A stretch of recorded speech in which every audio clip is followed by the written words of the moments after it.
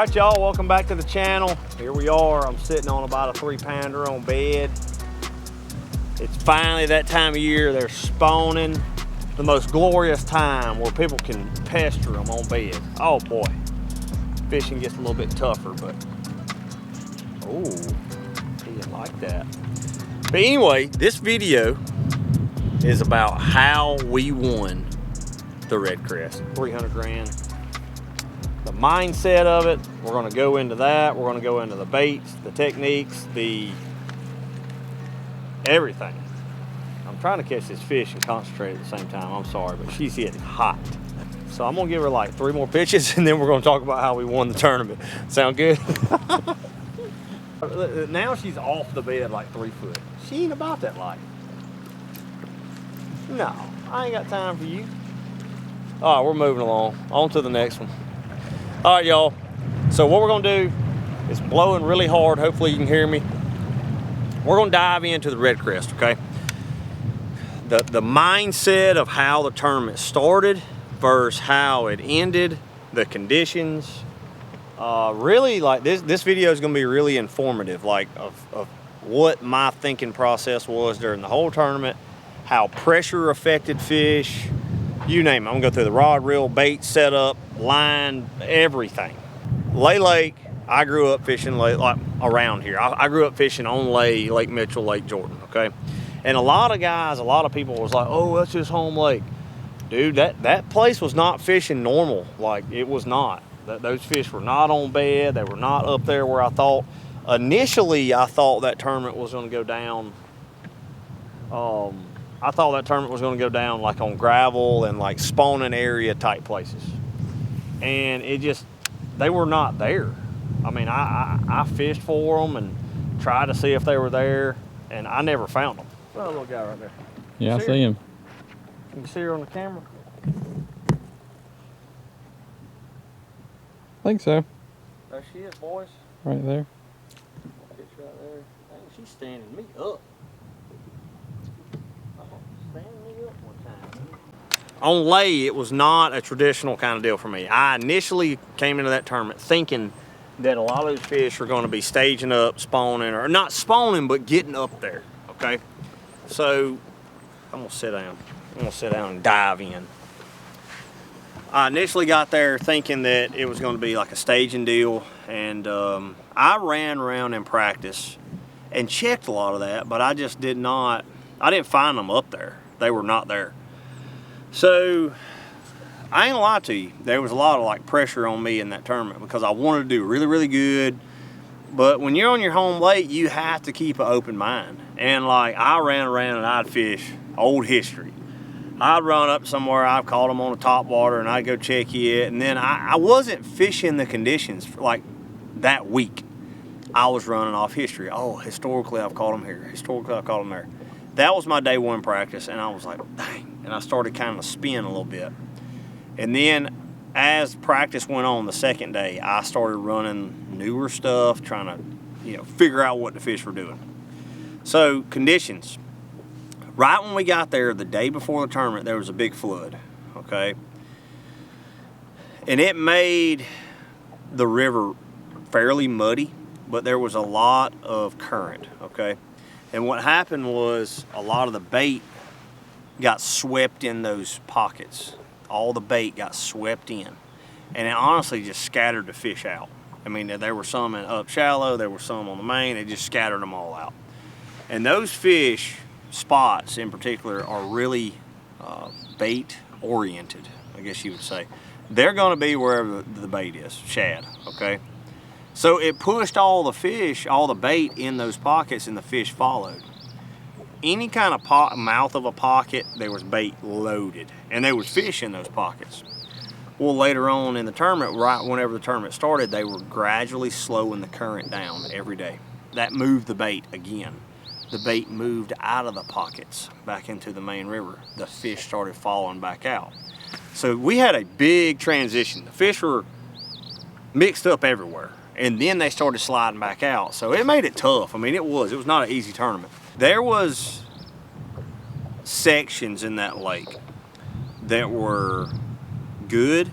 There were sections that were gonna develop, And the places that we're gonna develop was gonna be up the river. There was too much current up there to begin with, and I had to just forget about it. Like I knew it wasn't gonna stay the same. It was blowed out. It was in the treetops. I caught one in practice up there, a 4-pounder, and I knew it wasn't right yet. Vice versa, down the lake, I knew that wasn't right yet. It was good at the time. I just had to follow the bait around. There was a lot of size difference too. There was a lot of smaller fish, 2.5 pounders down the lake, far down the lake. You get mid-lake on Lay Lake, I always knew you're not gonna catch as many, but they're gonna be big ones. And then once you go up the river, you know, in the current and all that, I mean, you can crush them really good, but you had to set up right. So anyway, forward-facing sonar. I'm gonna dive into this. There has not been a really big tournament on the Coosa River with forward-facing sonar, and I wouldn't even say that. That time of year, it's really weird. A lot of them fish are still pre-spawn. There's some on the main lake, there's some staging. So you had to figure out what area they were in, whether they were on bait, whether they were suspended on timber, whether they were suspended on docks pre-spawning, whether they were on gravel flats. So I had to figure out what the best percentage was. So fast forward, first day of the tournament, I decided to run down the lake. I was using Active Target 2, and that's when I started catching them on bait, you know, following fish around, suspended fish. And what I had to do is I had to move with the bait. I got out of those pockets. They were in those little bays and pockets. The bait was in there in those drains. All the bait dipped out. They pieced, holla, we gone. They went to the main lake. There was not a lot of boats on the main lake doing that. There were several. They figured it out quick. And I seen Michael Neal down there sitting on a really good area.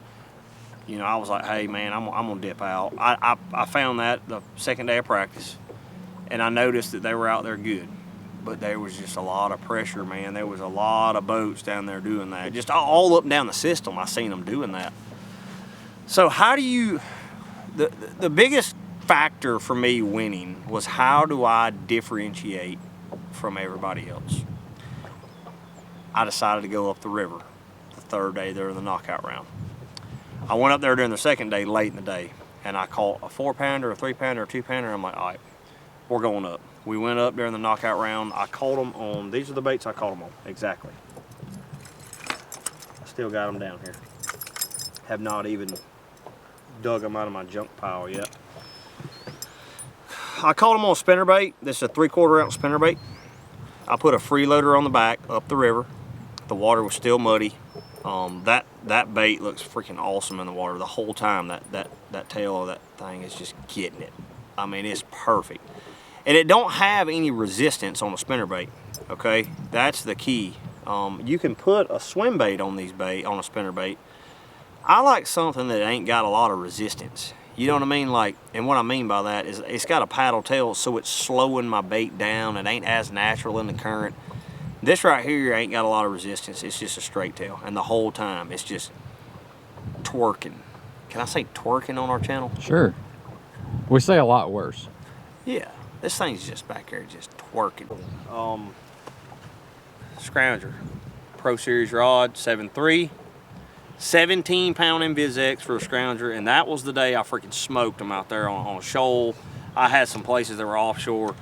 They had 2 turbines on, they were stacked up, it was setting up perfect, perfect. Caught them on scrounger, smoked them on it, same deal. That thing's awesome. Albino shad. That was during knockout round later in the day. So I had to make, and I caught a few. I caught a few on a mooch minnow up there, but this is when the mooch minnow really starts to play. I caught them the first couple days, not really good though. This is the bait that I caught them on at Toledo Bend, really, really good. And this is the same jig head, okay? This is a red line swim bait jig head from VMC. This is not on the market yet, neither is this. So I don't know what to tell you, I'm sorry. I don't know what to tell you, I'm sorry. I've had people hitting me up. I've had people send me letters in the mail. Hey, you got any of them mooch minnows? It's almost like the Dave Chappelle thing. It's like, y'all got any more of them mooch minnows? I ain't got none. I only got like 3 packs. So these are going to be out at ICAST. These same heads are going to be out here soon, so yeah, they're perfect. But the red line hook, freaking awesome, and it's a little bit longer hook. I think this is the 3/0. The main reason I chose the 3/0 with a 1/4 ounce head. Okay, this is a 3/8, but I was using the 1/4. The main reason I used the 3/0 with it is they were nipping, dude. They were pressured.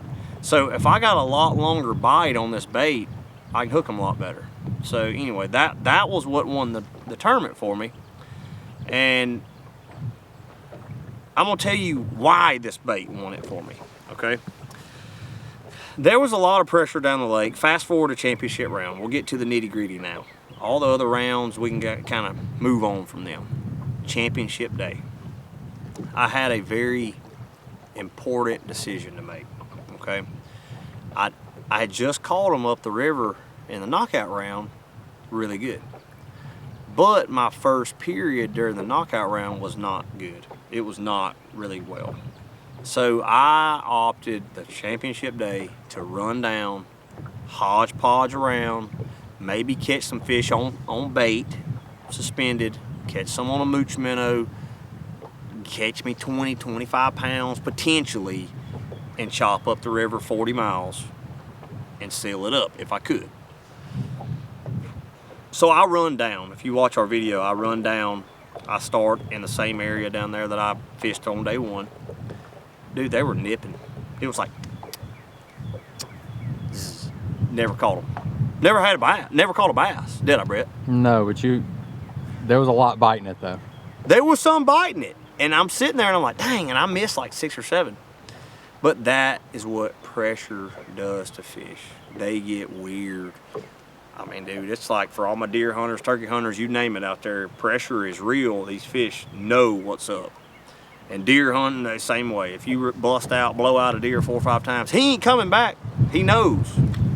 Uh-oh. Are you kidding me? Uh-oh. Them moochies are gone. No. Don't go.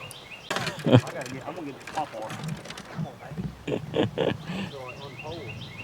Here's y'all a little entertainment video. That can't be all serious. You think I could just slap it on it? Woo! Oh, so close. Yes, sir. Let's freaking go, baby. Meanwhile, thinking win. All right, I had to decide what I wanted to do, whether go down or up. I decided to go down. The fish were pressured. I knew to pull the plug. But a very important decision that I made was going back to an area that I had 2 bites in on day 2. I caught a 4-pounder and like a 2.5, but I knew the right recipe. And when I say recipe, this is, if you're still tuning in, this is what really matters in bass fishing. Knowing the potential of something and how it may develop, okay? The tournaments we fish are 5-day events. I knew that had a lot of potential. It was set up perfect. There were some gravel bays behind me. There was timber. There was everything, and there was 2 main drains or depressions in that area, and it would harbor that bait. All we were waiting on during the rest of the week was a push of fish, them to just flood in there. Similar to Toledo Bend, waiting game. So I opted to run back in there where I caught them 2. The bait was blowed out. When I mean blowed out, I set the boat down. I was running 2D with my Lowrances. And when I set the boat down, there was bait just in a line. And that's what I'm trying to find. I don't want to find just splotches of bait. I want it loaded. Threw the trolling motor down, active target 2, panned over there, and I seen 2 swimming on top of the bait. I threw in there, and I think I caught like a 3.5 or a 3-pounder. And I went, okay. So I started moving around, and then I bumped over to the next depression, and they were loaded. I was like, oh boy. And they had just moved in there. That was incredible to see, because 2 days earlier, I didn't see them that good in there. But everything got perfect. It was a little bit rainy. It was a little cloudy. Those fish were moving up shallow. It had warmed during the week. It was warmer. That night it was like 65 degrees. So they were starting to do that pre-spawn thing that day. Like they were sliding in there. So I was going back to the bait setup. That was my decision process. The first period I rolled in there, I was throwing a 1/4 ounce with a mooch minnow, gizzard shad color, 12-pound Invisex, nope, this is not Invisex, 12-pound gold label by Seagar. Favorite hex rod, 15-pound braid, Smackdown. And of course the moochie. And if you haven't seen this bait underwater, we may try to get a little bit here in a minute. You think we can see it? Maybe. It's kind of, the wind's messed up. We're gonna keep it real with y'all. We're gonna try it right now. Let's try it. See that tail?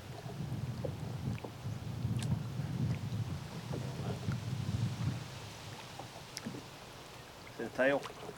I don't know if you can see that, but this tail on this bait is just back there just jiving. And it's a little bit better. I like this better. I was getting a lot more bites on this bait than I was just regular straight tails. They've seen a lot of them straight tail baits. Nothing against them. But, I mean, I still could catch some on them, but that right there, to me, got me a lot of extra bites. But enough with the bait. Let's go back to the rest of the day. I went in there. I ended up catching like 20 pounds the first period, 25 pounds. So then I had to make a decision. All right, I got what I want. I got 25 pounds. Should I go back upriver or not? I don't really know. And y'all probably heard me on live. I was like, oh, I need to go. I don't know what to do. I don't know what to do. And this is a game of decisions, of course, but this is not just any decision. This is a $300,000 life-changing decision. Like, if you make a bad one, you're probably going to regret it forever. Wouldn't you agree? Mm-hmm. So I had a lead. Fast forward to day 3. I mean, not day 3. Fast forward to period 3. I had a 25-pound lead. I knew if I ran up there, it'd take me 30 minutes. If I run all the way up there and there's a boat sitting on a place, if the current ain't right, if they're just not biting, I'm 30 miles away from where I've been catching them. So I opted to stay. I ended up winning the tournament there. But the moral of the story was, despite all the baits and everything, this game is a mindset. Okay, this game is, I would say, it's to me, it's 70% mental and 30% mechanics wise. I've always said this. Mechanically, I ain't no better than many people at all. Daggum high school kid, see that dock right there? He can skip a jig underneath that dock just as good as me. They can bed fish just as good as me.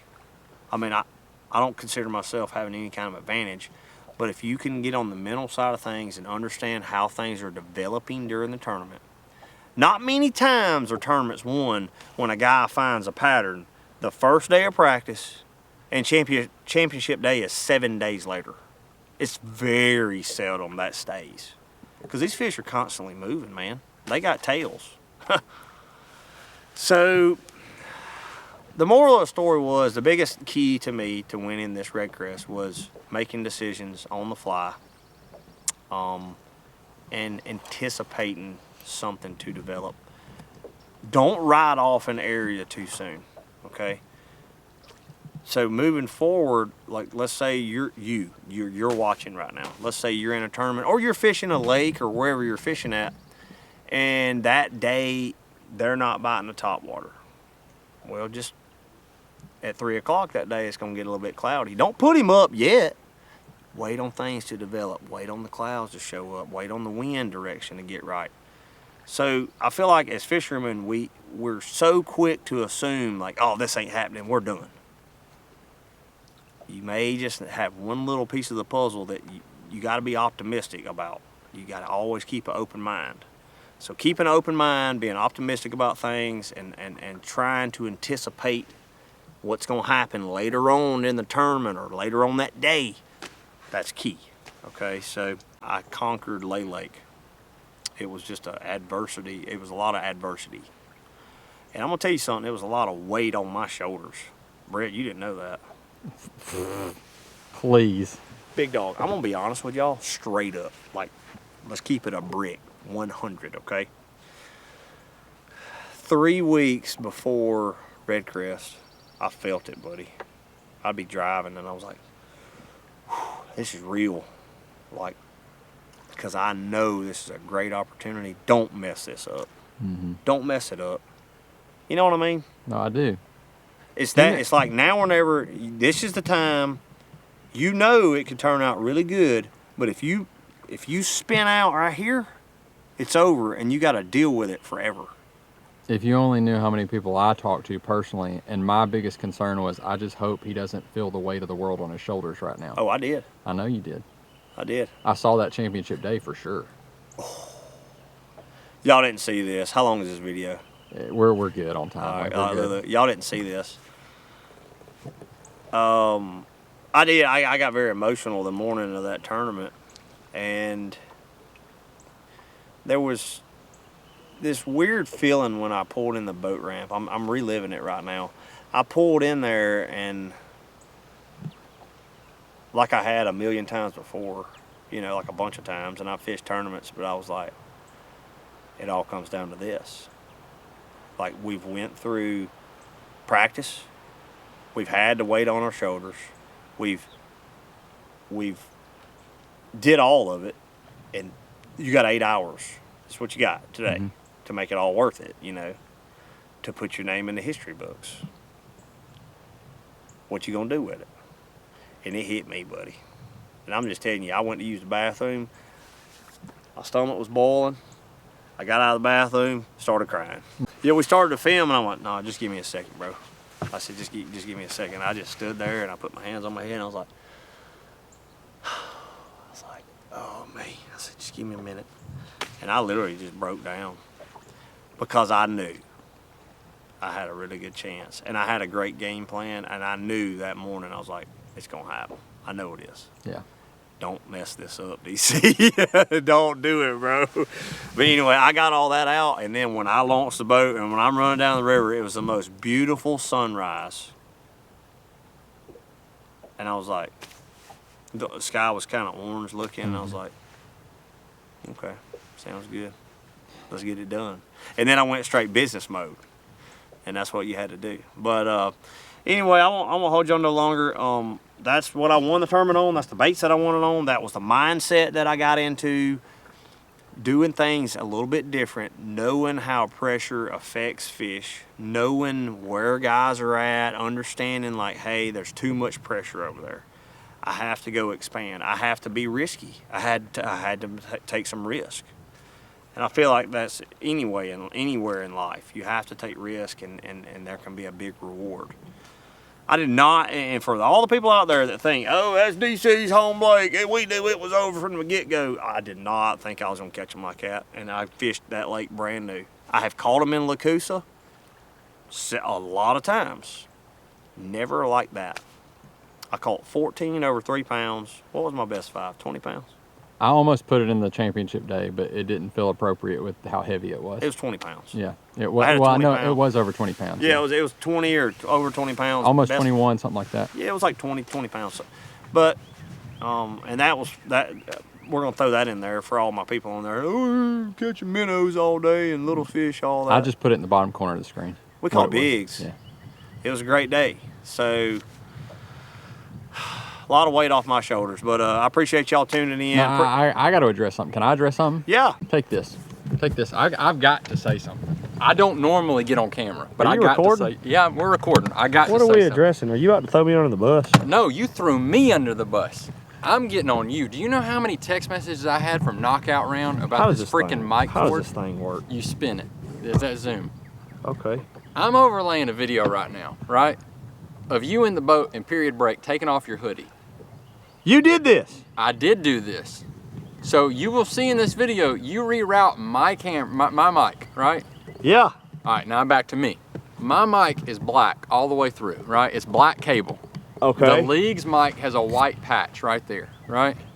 That was the Leagues mic. It was the Leagues mic. Do you know how many people text messaged me when you said, Brett? You almost ruined the tournament. You threw my name out there and said, Brett, this on you, Brett. This on you, Brett. I'm wrapped up in my own mic, Brett. This is on you, Brett. You handlined it in. Funny as all get out, by the way. Like, Funny as shit. really funny. It was funny. But I had so many text messages saying like, I called you out on camera. like, hey, you about to get fired. Like, I'm sorry, you about to lose your job. Low key, this didn't really happen, but shout out Wetumpka Marine. Steven was over there going, all right, he can finally do content for me. Like, that's what was that's so happening. funny. I'm still debating on if it was your thing, but I did call you out on it. So you overlaid me catching that fish, wrapping it up. Yeah, I've got all that overlaid in here. It reminded me of this. Yeah. Like you know how like these right here will bust your butt. Look, you took off your Somebody hoodie. comment below if you've ever wrapped these up in your baitcaster reel. I want to know. I just want to know who all has done that. Well, look, you rerouted. Like, they were all underneath your hoodie, not in your shirt.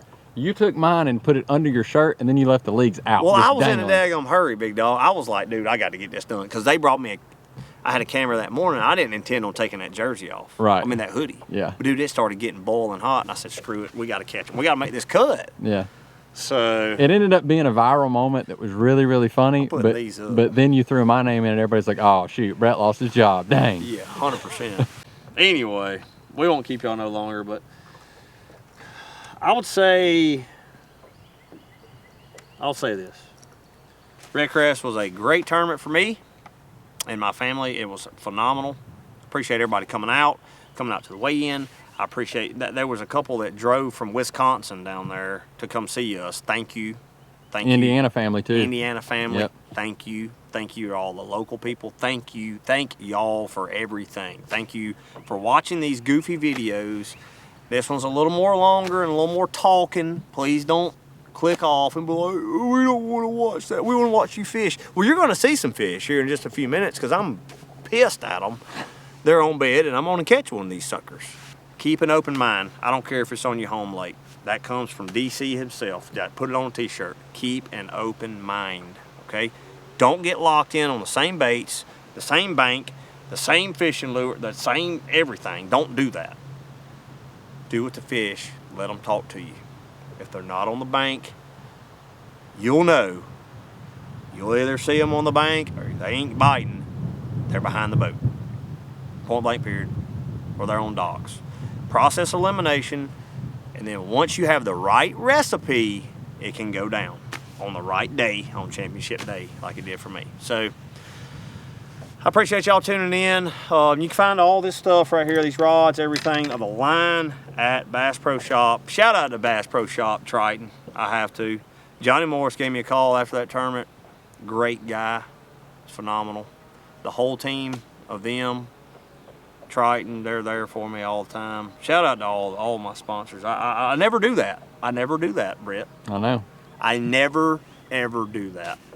Because I don't want it to be like an infomercial, but like, is that what you call that, an infomercial? Well, we've always tried to never hard push you on the sales side of things. We just I don't really care about none of that. I use the best equipment that I possibly can. We let it speak for itself. Yeah. And like Realtree, Lowrance, shout out to Lowrance. You know, I Active Target too. That thing's phenomenal. I did put that big enough there, and I like it. It's freaking awesome. So I'll quit rambling. I'm ready to go catch a fish. Thank y'all.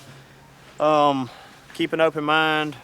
Find the right recipe and reel them suckers in. That's how we won Redcrest.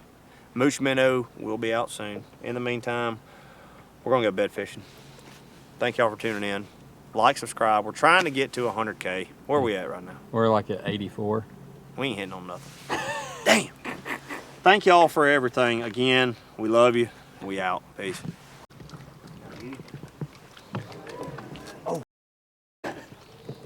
Gone. Dang. I caught one the other day that was a baby boy. Well, you're only allowed 2. That is the funniest thing. That's a one-way ticket to Alcatraz. I saw that. They'll send you to Alcatraz, son. Don't possess 3. Do not get 3. You only... Come on. Come on. Y'all wanted to fish in the video? You gotta fish in the video, baby. They're on bed. Little peckerheads are on bed. Hey, look, I'm gonna show y'all something real quick before we leave. When they're on bed, give you a little sneaky trick. Look how hooked he is. Boom. Put him on a little Ned rig. This is a Ned, jiggling Ned head by VMC. Shaking Ned head. Little baby, little snacky snack. Look at that little guy. Thanks for y'all tuning in. Tell them bye. Like and subscribe. Peace.